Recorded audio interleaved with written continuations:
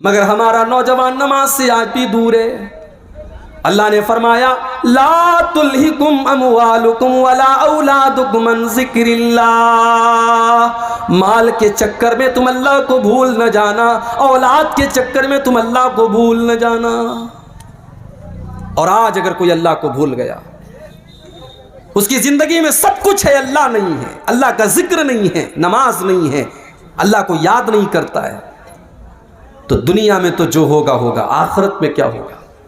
وَمَنْ أَعْرَضَ عَنْ ذِكْرِي فَإِنَّ لَهُ مَعِيشَةً ضَنْكَا، جو ہمیں یاد نہیں کرے گا، جس کی زندگی میں سب کچھ ہوگا لیکن اللہ نہیں ہوگا، اس کی زندگی کو ہم بے چینی والی زندگی بنا دیں گے۔ وہ کروڑوں اور لاکھوں کمائے گا لیکن اس کے گھر میں چین نہ ہوگا، ساس بہو کے جھگڑے اس کے گھر میں ہوں گے، بھائی بھائی کے جھگڑے اس کے گھر میں ہوں گے، اس کے گھر میں نند بھابھی کے جھگڑے ہوں گے، اس کے گھر میں دیورانی جیٹھانی کے جھگڑے ہوں گے، اس کے گھر میں نہ چین ہوگا نہ سکون ہوگا، اس کے بچے بیمار ہوں گے جو ہم کو یاد نہیں کرے گا۔ فَإِنَّ لَهُ مَعِيشَةً ضَنْكَا، اس کی زندگی بے چینی والی بن جائے گی۔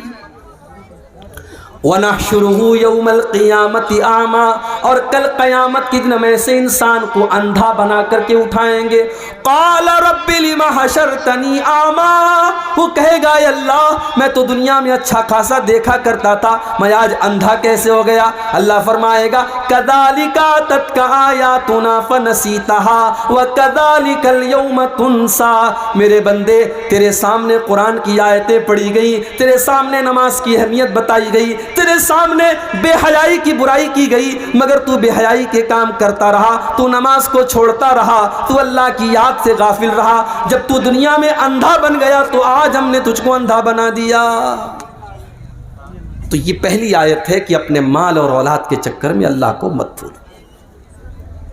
وَمَن يَفْعَلْ ذَلِكَ، اور جو مال کے چکر میں اللہ کو بھول جائے گا، جو اولاد کے چکر میں اللہ کو بھول جائے گا، فَأُولَئِكَ هُمُ الْخَاسِرُونَ، اس سے زیادہ گھاٹے کا سودا کوئی نہیں کر رہا ہے۔ ہم یہ سمجھ رہے ہیں کہ صاحب ہم دکان کر رہے ہیں نماز چھوڑ کر کے، ہماری دکان میں بڑی برکت ہو رہی، بڑا پیسہ آ رہا ہے۔ نہیں، پیسہ تو آ رہا ہے مگر آپ گھاٹے کا سودا کر رہے ہیں۔ جانتے ہو فائدے کا سودا کس کو کہتے ہیں؟ آؤ ایک مثال آپ کو دیتا ہوں، فائدے کا سودا کس کو کہتے ہیں۔ اللہ کے نبی اپنے صحابہ کے ساتھ بیٹھے ہوئے، ایک صحابی آتے ہیں، اے اللہ کے نبی میں اپنے باغ کی چہار دیواری کر رہا ہوں، میرا کھجوروں کا باغ ہے، میں اس کی باؤنڈری کر رہا ہوں، اور باؤنڈری کرنے میں میرے پڑوسی کا ایک کھجور کا پیڑ آ رہا ہے، میں اس سے کہہ رہا ہوں کہ یہ کھجوروں کا پیڑ تم مجھے دے دو، لیکن وہ مجھے دینے کو تیار نہیں ہے۔ نبی اکرم نے اس کو بلایا، کہ بھائی اپنے باغ کی باؤنڈری کر رہا ہے، تمہارا ایک پیڑ اس کی باؤنڈری کے راستے میں آ رہا ہے، تم اپنے پیڑ کی جو مناسب قیمت ہے دے دو۔ اس نے کہا نہیں میں نہیں دے سکتا، اس نے کہا میں یہ پیڑ نہیں دے سکتا۔ اللہ کے نبی نے فرمایا کہ تو بتاؤ تمہیں کیا چاہیے؟ اس نے کہا ہاں اگر اس ایک کھجور کے پیڑ کے بدلے میں مجھے پورا ایک باغ دے دیا جائے تو میں وہ باغ کے بدلے میں ایک کھجور کا پیڑ دے دوں گا۔ نبی اکرم نے اپنے صحابہ سے کہا اے میرے صحابہ، کوئی ہے جو اس پیڑ کو خرید لے، میں اس کو جنت کی گارنٹی دیتا ہوں، اس سے بہتر کھجوروں کا باغ اس کو جنت میں ملے گا۔ کوئی ہے اللہ کا بندہ جو اپنا کھجوروں کا باغ اس کو دے دے اور اس کا یہ پیڑ خرید لے؟ ایک صحابی کھڑے ہو گئے، ان کا نام تھا ابو دہدہ۔ انہوں نے کہا اللہ کے نبی میرا ایک بہت بڑا کھجوروں کا باغ ہے، میں آپ کو گواہ بنا کر کے کہتا ہوں کہ میں اپنا کھجوروں کا باغ اس کو دے رہا ہوں، اور اس کا وہ ایک کھجور کا پیڑ میں لے کر کے اپنے اس صحابی بھائی کو دے رہا ہوں۔ سودا ڈن ہو گیا۔ ابو دادا دوڑے دوڑے گھر آئے، ان کی بیوی اسی باغ میں گئی ہوئی تھی۔ مسند احمد کے الفاظ ہیں حضرت ابو دہدہ باغ کے دروازے پر پہنچے اور بیوی کو آواز دی، اے ام دادا، اے میری بیوی، تم جلدی سے اس باغ سے نکل جاؤ، یہ باغ میں نے اللہ کی راہ میں دے دیا ہے۔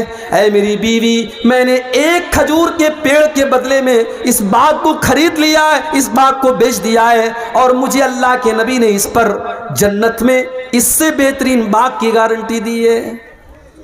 آج کے دور کی عورتیں ہوتی تو شوہر کی یہ بات سن کر کے 4 باتیں سناتی کہ آپ سے بڑا بیوقوف کوئی نہیں دیکھا، آپ سے بڑا اسٹوپڈ کوئی نہیں دیکھا کہ آپ ایک پیڑ کے بدلے آپ اتنا بہترین باغ آپ بیچ کر کے چلے آئے۔ آج کی عورتیں ہوتی تو 4 تانے مار دیتی۔ لیکن میری پیاری ماں بہنوں، نبی کی صحابیات کی زندگی بھی کیا زندگی تھی۔ ام دادا اس باغ سے نکلتی ہیں اور اپنے شوہر سے کہتی ہیں، اے میرے شوہر، آپ نے بڑے فائدے کا سودا کیا ہے، آپ نے بڑے منافع کا سودا کیا ہے، آپ نے جنت کے باغ کے بدلے اپنے باغ کو دے دیا ہے، آپ نے کوئی گھاٹے کا سودا نہ کیا۔ یہ تھے صحابہ۔ ایک اور صحابی تھے، ان کا نام تھا صہیب رومی۔ ہمارے یہاں شیرسا آبادی چلتا ہے، انصاری چلتا ہے۔ اسی بہار میں دربھنگا میں ایک گاؤں ہے، وہاں سڑک میں دیوار بنی ہے، ایک طرف سے انصاریوں کا راستہ، ایک طرف سے شیخ کا راستہ ہے۔ انصاری کے راستے سے شیخ نہیں جا سکتا، شیخ کے راستے سے انصاری نہیں جا سکتا۔ ہم تو برادریوں میں بٹے ہوئے ہیں، ٹھیک ہے، برادری ہے تو ہے، لیکن برادری کوئی فخر کی چیز نہیں ہے۔ شیرسا آبادی یہ سوچے میں شیخ اور انصاری اور خان سے اچھا ہوں، خان یہ سوچے میں انصاری سے بہتر ہوں، انصاری یہ سوچے میں فلاں سے بہتر ہوں، یہ اسلام کی تعلیم نہیں ہے۔ ان اکرمکم عند اللہ اتقاکم، برادری کی بنیاد پر کسی کو کوئی عزت حاصل نہیں ہے۔ نبی کے صحابہ میں آپ دیکھیں ویرائٹی ہے صحابہ۔ سلمان فارسی ایران کے رہنے والے، صہیب رومی روم کے رہنے والے، اسی طریقے سے حضرت بلال حبشہ کے رہنے والے۔ کوئی گورا ہے، کوئی کالا ہے، کوئی ایران کا ہے، کوئی حبشہ کا ہے، لیکن نبی کے سارے صحابہ درجے میں اور مقام میں صحابی ہونے کے اعتبار سے برابر ہیں، صحابی ہونے کے اعتبار سے برابر ہیں۔ حضرت بلال تو غلام تھے، ان کو حضرت ابو بکر نے خرید کر کے آزاد کیا تھا، اور حضرت عمر کہا کرتے تھے، آتق سیدنا سیدنا، بلال بھی ہمارا آقا اور ابو بکر بھی ہمارا آقا، ہمارے آقا نے ہمارے آقا کو خرید کر کے آزاد کیا۔ بندو محتاج و غنی ایک ہوئے، تیرے دربار میں پہنچے تو سبھی ایک ہوئے۔ اگر اللہ نے آپ کو توفیق دی ہوگی، آپ نے حج کیا ہوگا، آپ نے عمرہ کیا ہوگا، آپ نے دیکھا ہوگا کہ اللہ کے گھر کا طواف کرنے میں گورے اور کالے کا کوئی فرق نہیں، انصاری اور شیرزابادی کا کوئی فرق نہیں، امیر اور غریب کا کوئی فرق نہیں، سارے کے سارے لوگ ایک ہی آواز دے رہے ہیں، لبیک اللہم لبیک کی صدائیں دے رہے ہیں، ایک ہی آواز ہے، ایک ہی ڈریس کوڈ ہے، ایک ہی گھر کا طواف کر رہے ہیں، اور ایک ہی مقصد ہے کہ اللہ راضی ہو جائے۔ صہیب رومی رضی اللہ تعالیٰ عنہ روم کے رہنے والے تھے، غلام بن کر کے مکہ میں آئے، کسی نے آزاد کر دیا، بزنس کرنے لگے۔ اللہ نے تجارت میں برکت رکھی ہے، تجارت میں برکت ہے۔ علماء کہتے ہیں کہ سب سے بہترین پیشہ کھیتی کرنا ہے، اور کھیتی کرنے کے بعد سب سے بہترین پیشہ تجارت ہے۔ تجارت میں اللہ نے بہت برکت رکھی ہے۔ حضرت صہیب رومی رضی اللہ تعالیٰ انہوں نے تجارت کی، بزنس کیا، اور اللہ نے برکت دی، بہت پیسہ کمایا انہوں نے۔ نبی اکرم کے اوپر ایمان لائے، صحابی ہو گئے۔ پھر ایک ایسا موقع آیا کہ اللہ کے پیارے نبی مدینہ چلے گئے۔ صہیب رومی ابھی مکہ میں ٹھہرے ہوئے ہیں، ان کو اپنا کاروبار بھی دیکھنا ہے، اپنے گھر والوں کو بھی دیکھنا ہے۔ صہیب رومی رضی اللہ تعالیٰ عنہ اپنے سارے بزنس کا سیٹ اپ کرتے ہیں، سارے مال کو اکٹھا کرتے ہیں اور تیاری کرتے ہیں مدینہ جانے کی۔ سامان پیک کر لیا، اونٹ تیار ہو گیا، صہیب رومی مکہ سے نکلنے لگے۔ مکہ کے کافروں نے اونٹ کی نکیل پکڑی، کہاں جا رہے ہو؟ کہا میں مدینہ جا رہا ہوں، یثرب جا رہا ہوں، اپنے نبی کے پاس جا رہا ہوں۔ مکہ والوں نے کہا، صہیب ہم تمہیں مدینہ نہ جانے دیں گے، تم نے ساری زندگی مکہ میں رہ کر کے پیسہ کمایا، اور آج چاہتے ہو کہ اپنی ساری کمائی لے کر کے تم مدینہ چلے جاؤ۔ اے صہیب ہم کبھی ایسا نہ ہونے دیں گے۔ کہا پھر کیا کرتے ہو؟ کہا ہمارے پاس بس ایک ہی آپشن ہے، تم اپنا سارا مال ہم کو دے دو، ہم تمہیں مدینہ جانے دے دیں گے۔ ہو لوگو، مال بڑی اہم چیز ہے، مگر اللہ سے بڑھ کر کے نہیں ہے، رسول سے بڑھ کر کے نہیں ہے۔ صہیب رومی رضی اللہ تعالیٰ عنہ نے ایک سیکنڈ بھی نہیں لیا فیصلہ کرنے میں، کہا اے مکہ والو، اگر یہ بات ہے لے لو میرا یہ سارا مال، ساری زندگی کی گاڑی کمائی ان کے حوالے کر دیا، اور خالی ہاتھ حضرت صہیب رومی مدینہ چلے آئے۔ جب مدینہ پہنچے، فجر کی نماز کا ٹائم تھا، اللہ کے پیارے نبی نماز پڑھا رہے تھے، صہیب رومی آتے ہیں اور نماز میں شامل ہو جاتے ہیں۔ نبی اکرم نے سلام پھیرا، اپنے صحابی پر نظر پڑی، اللہ کے نبی کھڑے ہو گئے، اپنے صحابی کو گلے لگایا۔ اللہ کی طرف سے اللہ کے نبی کو بتا دیا گیا تھا سارا معاملہ۔ نبی نے پہلا لفظ جو کہا، آپ نے فرمایا اے صہیب ربحت البیع ربحت البیع، اے صہیب تو نے بڑے فائدے کا سودا کیا ہے، تو نے کوئی گھاٹے کا سودا نہ کیا، تو نے ساری زندگی کی کمائی کو ٹھوکر مار کر کے اللہ کے دین کے لیے تو نے قربان کر دیا، اے صہیب تو نے بڑے فائدے کا سودا کیا ہے۔ آج تو کروڑوں کمانے والا، لاکھوں کمانے والا، مسجد کے اندر جب چندہ دینے کی بات آتی ہے تو 5 کا سکہ تلاش کرتا ہے، 10 کی نوٹ تلاش کرتا ہے، بیوی کے لیے شاپنگ کرنے کے لیے 2000 کی نوٹ نکالتا ہے، بچوں کے شوق کے لیے 500 کی نوٹ نکالتا ہے، اور بیچاری مسجد اور مدرسہ ایک ایسی چیز ہے وہاں 10 کی نوٹ آپ کو زیادہ ملے گی۔ یہ ہمارے دل کا حال ہے میرے بھائی۔ لا تلہکم اموالکم ولا اولادکم عن ذکر اللہ، اے ایمان والو اپنے مال کے چکر میں تم اللہ کو بھول نہ جانا، اپنی اولاد کے چکر میں تم اللہ کو بھول نہ جانا۔ اگر ایسا کرو گے فاولئک ھم الخاسرون، تو تم سے زیادہ گھاٹے میں کوئی نہ ہوگا۔ ایک آیت کا مطلب میں نے سمجھا دیا، اب دوسری آیت کا مطلب سمجھ کر کے بات ختم کریں گے ہم۔ وَأَنفِقُوا مِمَّا رَزَقْنَاكُم مِّن قَبْلِ أَن يَأْتِيَ أَحَدَكُمُ الْمَوْتُ، اور اے ایمان والو جو روزی ہم نے تم کو دی ہے اس میں سے خرچ کرو، صدقہ کرو، زکوٰۃ دو، غریبوں کو دو، یتیموں کو دو، مدرسوں میں دو، مسجدوں میں دو، اللہ کی راہ میں خرچ کرو۔ کب خرچ کرو؟ اس موت کے بارے میں ہم کیوں نہیں سمجھتے؟ موت کے آنے کے بعد انسان یہ تمنا کرے گا کہ کاش ہمیں دوبارہ دنیا میں آنے کا موقع دے دیا جائے۔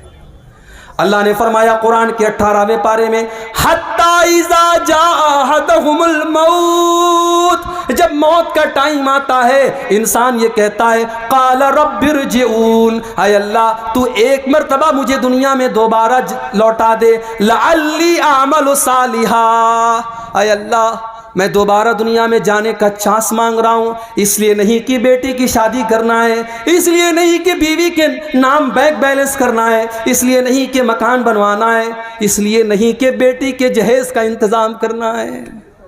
آج کتنے بوڑھے باپ ہیں، جوان بیٹیاں ان کے گھر میں خوبصورت بھی ہیں، دیندار بھی ہیں، نمازی بھی ہیں، قرآن بھی پڑھنے والی ہیں، مگر پورے گاؤں میں کوئی ان سے رشتہ کرنے والا نہیں ہے، کیونکہ اس غریب کے پاس اپنی بیٹی کو بیچنے کے لیے پیسہ نہیں ہے۔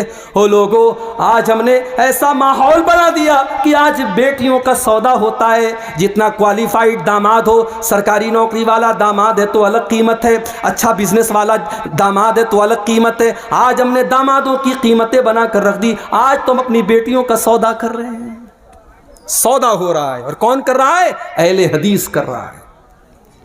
بڑے فخر سے ہم کہتے ہیں کہ صاحب سیمانچل میں قوم ایسی بھی ہے کہ پوری قوم اہل حدیث ہے۔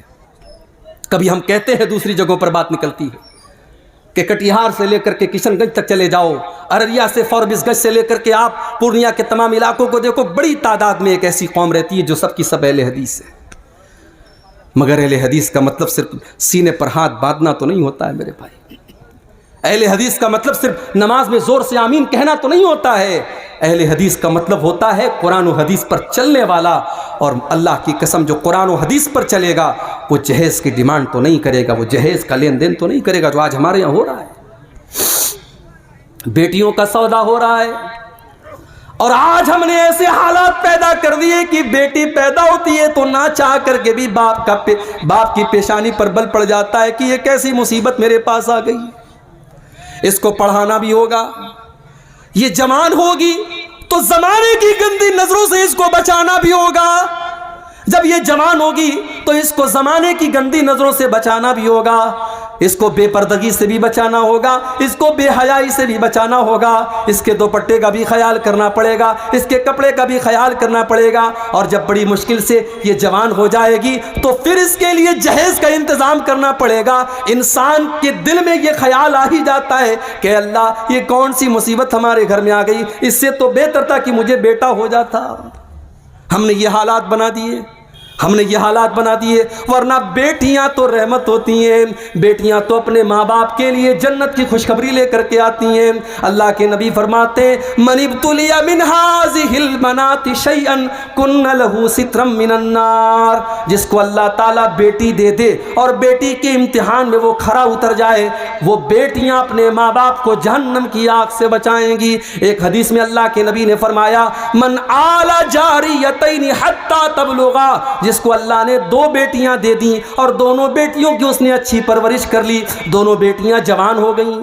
اچھا لوگ کہتے ہیں نا بیٹیاں پرایا دھن ہوتی ہیں، لوگ ایسا بولتے ہیں، معاف کیجئے گا یہ ہندوستان کا کلچر ہوگا، یہ ہمارے غیر مسلم بھائیوں کا کلچر ہوگا۔ بیٹیاں پرایا دھن نہیں ہوتی، بیٹیاں اپنا دھن ہوتی ہیں، بیٹیاں اپنا دھن ہوتی ہیں۔ اور ہم نے دیکھا ہے کہ ماں باپ آخری سانسیں لے رہے ہیں اور اسی گھر میں رہنے والا جوان بیٹا ایک بار پلٹ کر کے باپ کی اور ماں کی حال چال نہیں لیتا ہے، اور بیٹی بیچاری سسرال سے دوڑی دوڑی آتی ہے اور ماں کے بغل میں بیٹھ کر اور باپ کے بغل میں بیٹھ کر ان کی سیوا کرتی، ان کی خدمت کرتی ہے۔ بیٹیوں کو پرایا دھن سمجھنے کی یہ ذہنیت نکال دو میرے بھائی، بیٹیاں ہمیشہ اپنی ہوتی ہیں۔ اور جس کو اللہ نے 2 بیٹیاں دے دیں، اور اللہ کے پیارے نبی کہتے ہیں کہ جس نے ان دونوں بیٹیوں کی پرورش کر لی یہاں تک کہ وہ دونوں بیٹیاں جوان ہو گئیں، تو قیامت کے دن وہ انسان اس حال میں آئے گا۔ اللہ کے نبی نے اپنی دونوں انگلیوں سے اشارہ کر کے فرمایا کہ جیسے یہ دونوں انگلیاں ایک دوسرے کے ساتھ ملی ہوئی ہیں، لگی ہوئی ہیں، بیٹیوں کی پرورش کرنے والا وہ باپ وہ ماں کل قیامت کے دن جنت میں میرے ساتھ اس طریقے سے رہے گا جیسے یہ دونوں انگلیاں ایک دوسرے سے ملی ہوئی ہیں۔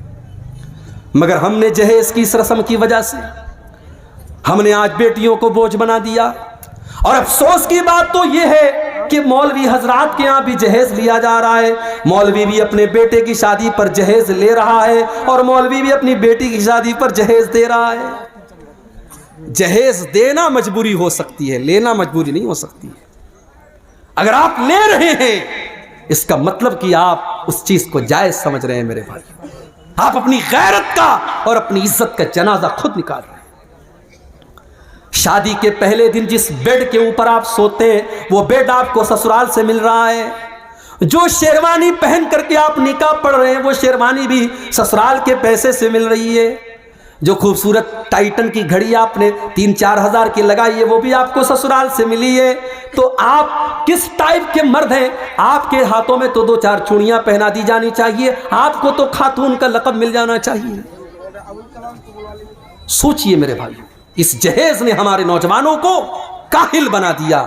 میں کہتا ہوں میرے نوجوان ساتھیوں، تم اگر یہ طے کر لو اپنی کمائی سے، اگر بہترین بیڈ نہ ہوا، ایک معمولی بستر پر اور ایک معمولی چٹائی پر اپنی بیوی کے ساتھ ہم گزار لیں گے، جب اللہ طاقت دے دے گا ہم مسیری کا انتظام کر لیں گے۔ اگر تم یہ سوچ لو ٹھیک ہے ہمارے گھر میں فریج نہیں آئے گا، جب اللہ توفیق دے گا ہم فریج خرید لیں گے، تب تک ہم گھڑے کے ٹھنڈے پانی سے کام چلا لیں گے، ٹھیک ہے ہمارے گھر میں بائک نہیں ہے ہم سائیکل سے سواری کر لیں گے، جب اللہ طاقت دے گا ہم 4 ویلر لے لیں گے۔ یہ مزاج بنا لو، یہ ذہن بنا لو، اللہ کی قسم اللہ آپ کو برکت دے گا۔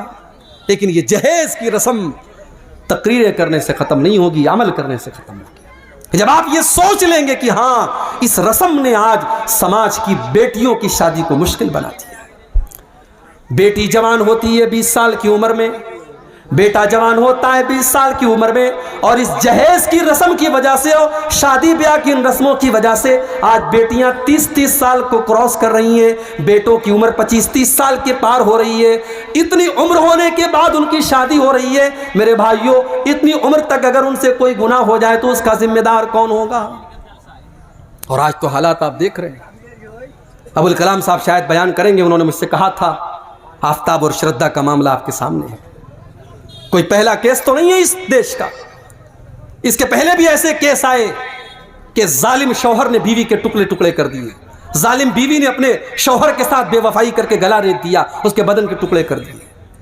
مگر وہاں میڈیا کو مسالہ نہیں ملتا تھا، یہاں میڈیا کو مسالہ مل گیا کیونکہ نام ساتھ میں آفتاب کا آ گیا۔ فیس بک کے اوپر نارمل پوسٹوں میں کمنٹ آتا ہے کہ مسلمان سے شادی کرنے کے پہلے دیکھ لینا اس کے گھر میں فریزر تو نہیں ہے، کہیں تمہارے بھی بدن کے 36 ٹکڑے نہ کرتے۔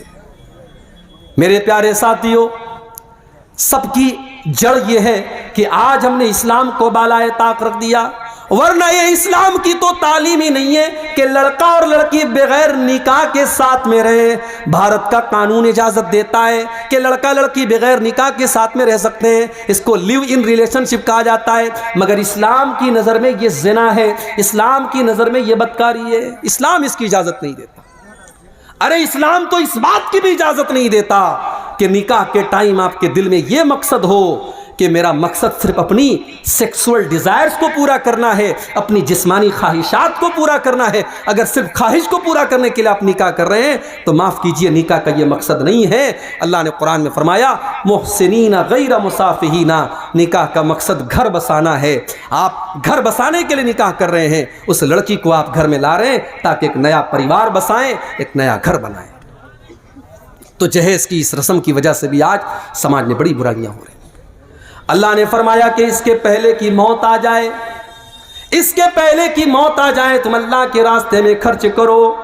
جب موت آ جائے گی تو تم یہ کہو گے کہ اے اللہ، کاش تو مجھے تھوڑا سا وقت اور دے دیتا تاکہ میں تیری راہ میں صدقہ اور خیرات کرتا۔ اللہ نے فرمایا وَلَن يُؤَخِّرَ اللَّهُ نَفْسًا إِذَا جَاءَ أَجَلُهَا، لیکن جب موت کا ٹائم آ جائے گا تو ایک سیکنڈ بھی کسی کو مہلت نہیں ملے گی، ایک سیکنڈ بھی کسی کو مہلت نہیں ملے گی۔ ایمان تو فرعون بھی لایا تھا، جی ہاں فرعون بھی ایمان لایا تھا۔ کب لایا تھا؟ جب موت کو سامنے دیکھ لیا تھا۔ جب فرعون ڈوبنے لگا تو فرعون نے کہا آمنت بالذی آمنت بہ بنو اسرائیل، میں اس اللہ کے اوپر ایمان لاتا ہوں جس اللہ کے اوپر بنی اسرائیل ایمان رکھتے ہیں۔ اللہ نے فرمایا الآن وقد عصیت من قبل، اے فرعون تو اب جا کر کے ایمان لا رہا ہے، اب تیرے ایمان لانے کا کیا فائدہ، تیری ساری زندگی تو گناہوں میں گزری ہے۔ میرے نوجوان ساتھیوں، موت اپنے وقت پر آئے گی اور آپ کو مہلت نہیں دے گی۔ ایک آخری واقعہ بیان کر کے بات ختم کر رہا ہوں، مجھے ابھی فوراً نکلنا ہے، پورنیہ کے لیے ٹرین پکڑنی ہے، کل بنارس میں پروگرام ہے میرا، اور وہ اپنے محلے کا اپنے گھر کا پروگرام ہے، وہاں شامل ہونا ضروری ہے۔ ایک آخری واقعہ سنا رہا ہوں، سعودی عرب کا سچا واقعہ، وہاں کے عالم دین نے لکھا ہے۔ 3-4 نوجوان گاڑی میں بیٹھے اور سعودی عرب کی سڑکیں ماشاءاللہ بہترین سڑکیں ہیں، پوری سپیڈ سے گاڑی چل رہی ہے، پوری سپیڈ سے گاڑی چل رہی ہے، ایکسیڈنٹ ہو گیا اور 4 نوجوانوں میں سے 3 نوجوان آن دا اسپاٹ انتقال کر گئے، فوراً مر گئے۔ ایک نوجوان بچ گیا، آخری سانسیں لے رہا ہے۔ ٹریفک پولیس والے، شرطۃ المرور والے اس کے پاس پہنچے اور اس سے پوچھا کہ کیا حال ہے تمہارا، تم کہاں جا رہے تھے، کیا نام ہے تمہارا؟ اس نوجوان کے منہ سے بس ایک ہی لفظ نکلتا ہے انا فی سقر، انا فی سقر، انا فی سقر، میں سقر میں ہوں، میں سقر میں ہوں، میں سقر میں ہوں۔ ٹریفک پولیس والوں کو اس بات کا مطلب سمجھ میں نہیں آیا۔ ٹریفک پولیس والوں نے اس علاقے کے عالم دین سے کانٹیکٹ کیا کہ یہ نوجوان لڑکا آخری ٹائم میں انا فی سقر کہہ کر کے مر گیا، اس کا مطلب کیا ہے؟ عالم دین نے، مولوی صاحب نے کہا کہ اس کا مطلب تمہیں قرآن کے 29ویں پارے میں ملے گا۔ قرآن کا 29واں پارہ اٹھاؤ، اللہ فرماتا ہے جب جنتی جنت میں جائیں گے، جب جہنمی جہنم میں جائیں گے تو جنتی جہنمیوں سے پوچھیں گے ما سلککم فی سقر، تم سقر کے اندر کیسے چلے گئے؟ سقر مطلب بہت خطرناک گڈھا، جہنم کا ایک نام سقر بھی ہے کیونکہ جہنم گڈھے کی طرح ہے، انسان اس کے اندر گرے گا، اس لیے جہنم کا ایک نام سقر بھی ہے۔ جنتی جہنمیوں سے سوال کریں گے ما سلککم فی سقر، تم جہنم کے اندر کیوں چلے گئے؟ تو جہنمی کیا جواب دیں گے؟ قالوا لم نک من المصلین، ہم نماز نہیں پڑھا کرتے تھے۔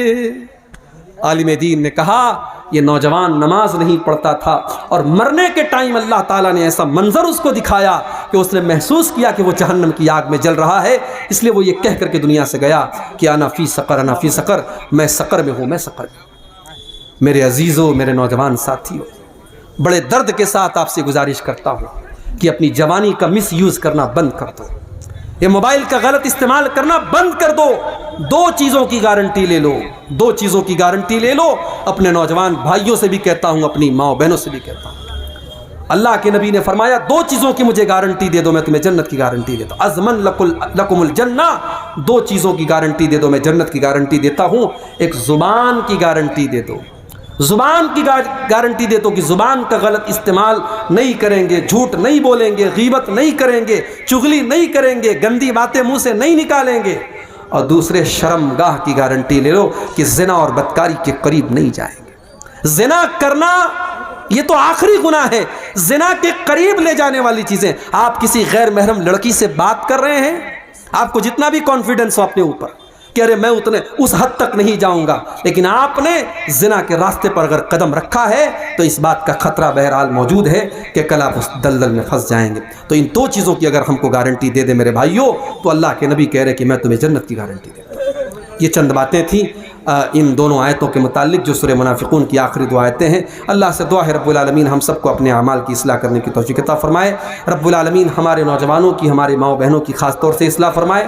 جب تک ہمیں دنیا میں زندہ رکھے, اسلام پر زندہ رکھے, اور ہم سب کا خاتمہ ایمان پر ہو. آمین. وآخر دعوانا الحمدللہ رب العالمین. والسلام علیکم ورحمۃ اللہ.